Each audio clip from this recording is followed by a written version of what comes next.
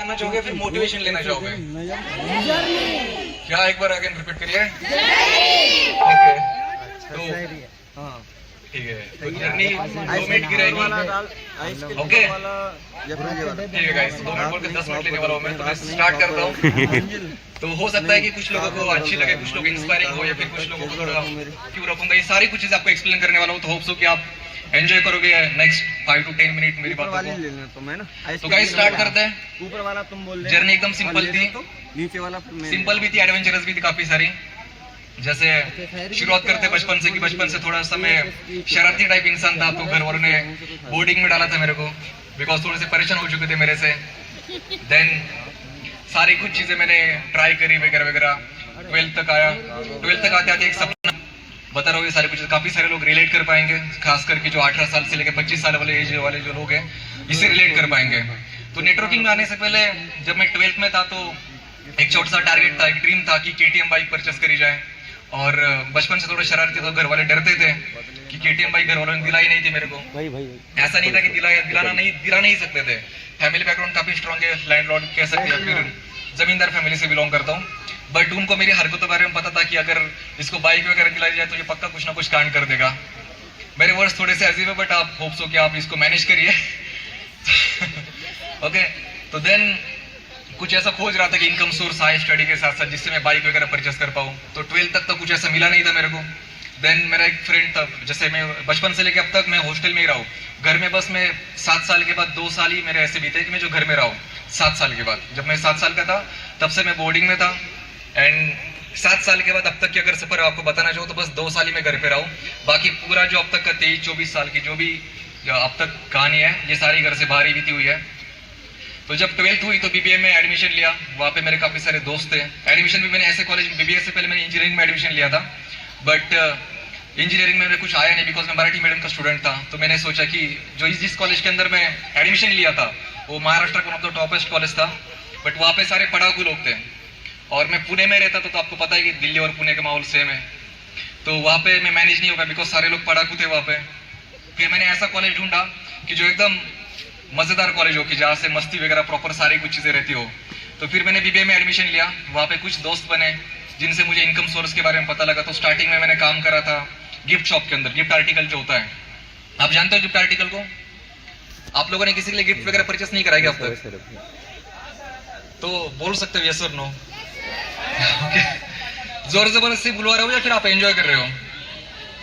Okay आगे आपको और 5 मिनट मेरी बातें सुननी है।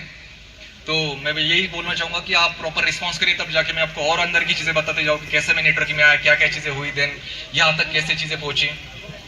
जब गिफ्ट आर्टिकल के अंदर मैंने मतलब वहाँ पे जॉब करना स्टार्ट करते, कॉलेज का टाइम होता था 8 बजे से लेकर दोपहर के 2 बजे तक टाइम होता था। उसके बाद बाकी बचे जो टाइम था, मैं गिफ्ट शॉप के अंदर जॉब करता था। वहाँ पे मुझे सैलरी थी 6,000 रुपये। तो मैंने कहा कि KTM तो 6,000 महीने से आएगी नहीं। वहाँ पे 3-4 महीने काम करा, फिर उसके साथ साथ मैंने और एक काम स्टार्ट करा कि जो काफी वियर्ड था, कि जैसे जो फार्मर्स होते हैं, जो टोमेटो का मतलब उगाते हैं, जो फार्मर्स होते हैं, वो अपने मार्केट में आके ट्रैक्टर लेके आते हैं मार्केट में, और जो उनके ट्रैक्टर से कैरेट उठा के व्यापारी के यहाँ पे रखना होता है कैरेट को। तो वो वाला काम मैंने स्टार्ट कर दिया, वहां से काफी सारी इनकम हुई। तो बट फिर भी KTM जितने पैसे जमा नहीं हो रहे थे। देन मेरा एक फ्रेंड था, उसके चाचा नेटवर्किंग करते थे। मैं देखता था वो दिन भर घर पे रहते थे, शाम के टाइम पे सूट वगैरह पहन के कार से अपनी निकल जाते थे। तो ये चीज मेरे को काफी अच्छी लगी। मैंने उनसे पूछा कि ये क्या चीजें तेरे चाचा क्या करते, कैसे क्या सारी कुछ चीजें। तो उसके चाचा से एक बार मेरी दोस्त ने और मैंने नेटवर्किंग को करना स्टार्ट कर दिया वहां से। आज वो दोस्त नेटवर्किंग के अंदर नहीं है, आज वो शायद जॉब कर रहा है। बातें बहुत रेयर केस में होती, साल में 1-2 बार ही बात होती है उसके साथ। बट आज मैं अभी भी नेटवर्किंग के अंदर हूँ। लास्ट समथिंग 4.5 से 5 साल का समय हो चुका है। अर्निंग की बात करो तो 60-65 लाख की अर्निंग करी हुई है। बहुत ज्यादा तो नहीं करी, बट ठीक ठाक अर्निंग करी हुई है नेटवर्किंग से। बस रीजन ये था कि घर वालों ने बाइक नहीं दिलाई थी मेरी हरकतों के कारण। उस बाइक के कारण मैं नेटवर्किंग में आया था। बट अब तक तो मैंने बाइक नहीं ली, बट घर वालों को काफी सारी चीजें गिफ्ट कर चुका हूँ।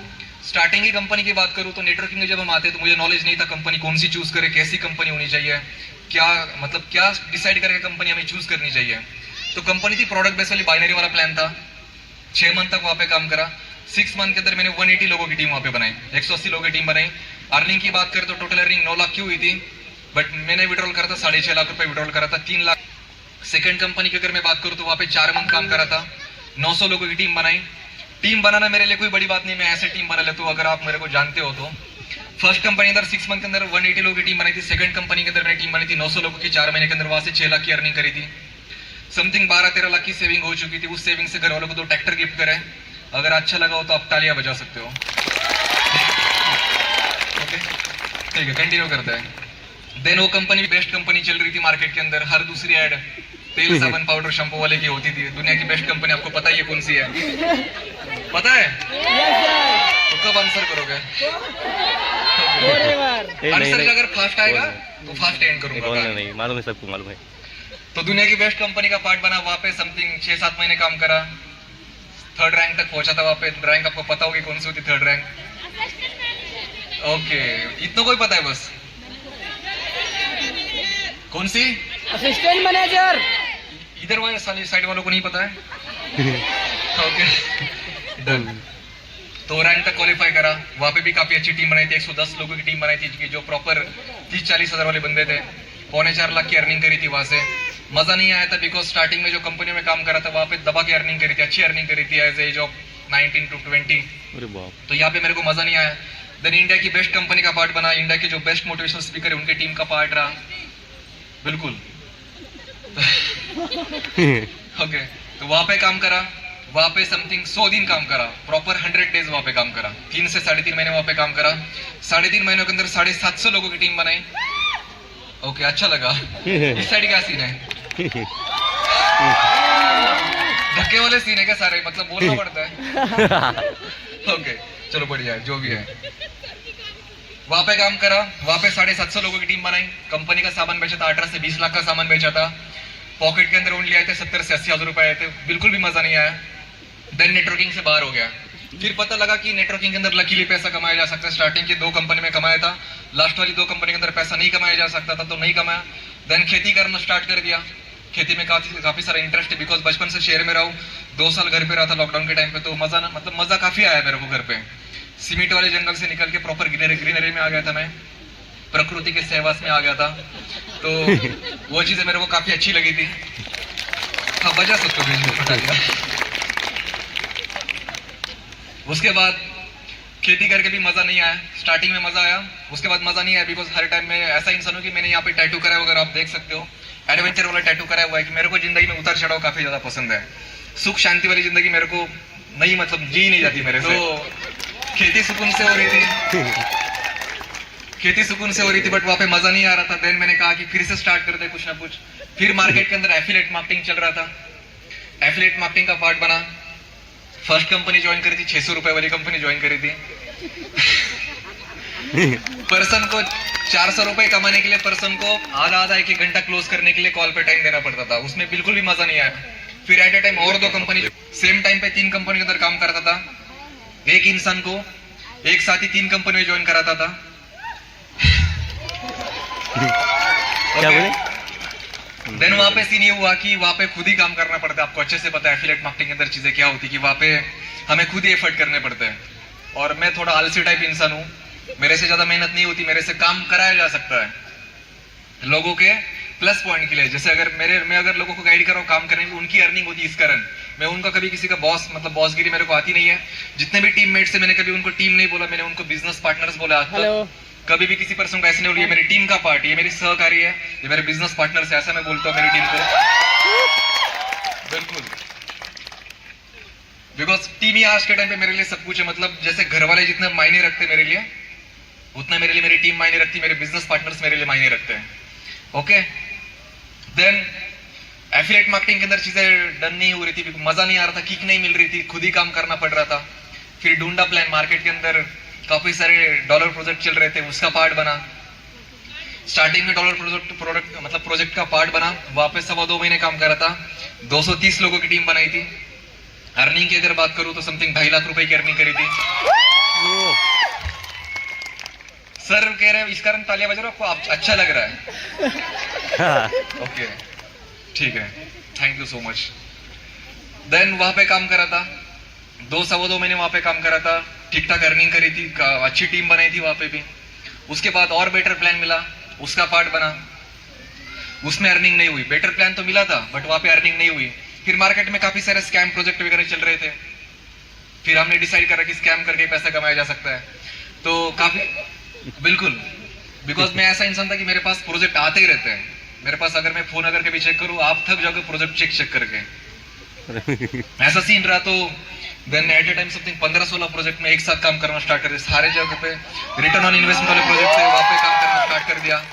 वहाँ पे चीजें ये हुई थी, किसी कंपनी में पैसा कमाया जा रहा था, किसी कंपनी में पैसा वेस्ट जा रहा था। वहाँ पे मेरे जो बिजनेस पार्टनर थे उनका माइंडसेट कहीं ना कहीं लो होता है। फिर स्टेबल प्लान को ढूंढा, ऑटोमेशन सॉफ्टवेयर, गेम चेंजर का हाथ था, धीरेन्द्र सर के साथ मुलाकात हुई। सर की अगर बात करूं तो मतलब इस प्रोजेक्ट के अंदर जब से मैं आया, मेरे मतलब मुझे पता तो मेरे जो दोस्त थे कॉलेज टाइम पे, स्कूल टाइम पे, उन सबको बड़ा भाई था। एंड वो अपने बड़े भाई की स्टोरी सुनाते थे कि मेरे बड़ा भाई ऐसा है, इसका एजुकेशन कर रहा है, इसने ये कार ले ली, ये बाइक ले ली एंड ऑल, ऐसा इधर घूमने गए वगैरह सारी कुछ कहानी सुनाते थे।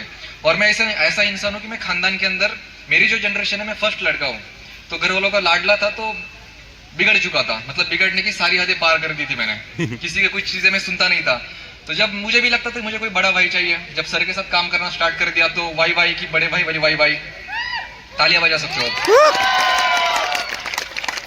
फिर सर के साथ वर्क करना स्टार्ट कर दिया, मजा आया, वाइब मैच करी, सारी कुछ चीजें सही रही, अर्निंग भी हुई एंड बॉन्ड भी काफी अच्छा क्रिएट हो गया। आज सर की जो थिंकिंग है, मेरी जो थिंकिंग है, बिल्कुल डिफरेंट है। सर की थिंकिंग और मेरी थिंकिंग मैच नहीं होती। बट एक होता है ना कि जो दवा ज्यादा कड़वी होती है उससे असर आता है। तो सर मेरे को कंट्रोल करते, मेरे को बताते कि राहुल ऐसा करना, ये चीजें करनी। बिल्कुल उनकी थिंकिंग और मेरी थिंकिंग थोड़ी सी अलग है। बट आज सर जो भी चीजें मुझे बोलते हैं, सारी कुछ चीजें मैं मानता हूँ। बिकॉज मैं ये मानता हूँ कि इंसान को अगर आगे बढ़ना है तो कोई ना कोई इंसान की उसको बात सुननी चाहिए। कोई मेंटर होना चाहिए, कोई बिग ब्रदर होना चाहिए, कोई एडवाइजर होना चाहिए। तो आज सर जो भी है, मेरे बड़े भाई जैसे, आज सर के गाइडेंस के थ्रू सारी कुछ चीजें चल रही है। लास्ट वाली जो कंपनी रही है हमारी, वहां पे समथिंग 8-9 महीने काम करे, 15-16 लाख की अर्निंग करी। इस कंपनी के अंदर 40 डेज का टाइम हो चुका है। 40 डेज के अंदर 10 लाख से प्लस की अर्निंग क्रॉस हो चुकी है। ओके, टीम साइज की बात करो तो स्टार्टिंग में मैंने बोला था एक चीज की, टीम बनाना मेरे लिए बच्चों का खेल है, बिजनेस पार्टनर कलेक्ट करना मेरे लिए बच्चों का खेल है। टीम तो मैं ऐसे चलते फिरते बना लेता हूँ।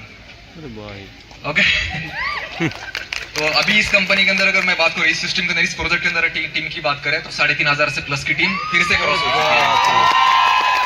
एंड दिसंबर आते आते कमिटमेंट करते जा रहा हूं, मायने रखती ये चीजें। दिसंबर आते आते कितनी टीम क्रॉस हो सकती है, आपको क्या लगता है? 5,000 5,000?